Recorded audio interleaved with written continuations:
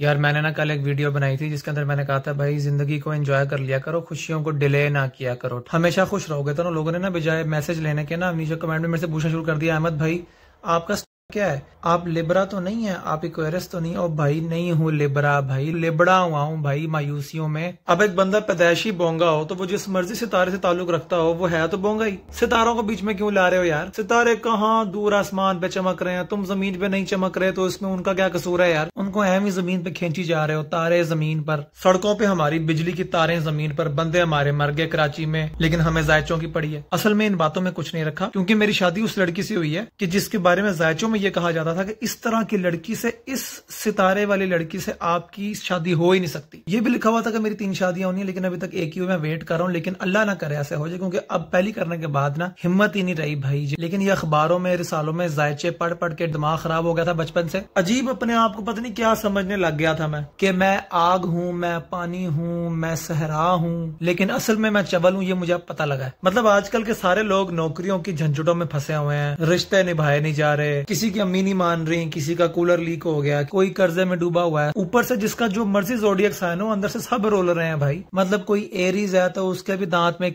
है, कोई टॉरस है तो वो भी एफएससी के कोरस में फंसा हुआ है, जेमिनाई भी चाय बनाए कितनी दफा यार लोगों के लिए। भैया आजकल हैप्पी कौन है? बेशक वो कैप्रिकॉर्न है, इक्वेरियस भी हिलेरियस नहीं रहे, सैड हो गए हैं। वर्गो भी कहते ने यार साढ़े वर्गे बड़े आए बड़े गए, इतने डिप्रेस होकर ना सारी सारी रात चरसों पे लग गए हैं। स्कॉर्पियो भी कहते ने होर पियो, बेचारे लियो की भी फटी हुई है, कहता यार सीओ। अपनी सगी माँ भी सगी टेरियस को मुंह नहीं लगा रही आजकल। स्पाइसेस होने सारे स्पाइसेस खा खा के मैदे खराब करके बैठे हैं। मैंने अपने स्कूल में लड़कियों की अटेंशन लेने के लिए ना इतना ज्यादा जायचे बना बना के एम ही बेचता था ना उनको। मेरे घर के सामने कोने वाली गली में ना एक अंकल रहते थे, वो ना जायचे बना के बेचते थे। मैंने उनसे जाके सीख लिया कि डब्बे कैसे बनाने हैं। उस पर जाके मैंने स्कूल की लड़कियों के सामने जाकर ना बताना, अगर लड़की का ऑलरेडी क्लास के किसी लड़के से चक्कर चल रहा होता था ना, तो मैं उसको कहता था आपकी अज़दवाजी जिंदगी में मुझे मुश्किलात नजर आ रही है। और अगर कोई सिंगल लड़की होती थी तो मैं उसको कहता था आपकी शादी आपके सामने खड़े हुए लड़के से होगी जो कि मैं हूँ। जो लड़की क्लास में टॉप करती थी उसको मैं कहता था आप अपने गरूर की वजह से जिंदगी में बहुत मार खाएंगी। और जो फेल हो जाती थी क्लास में उसको मैं कहता था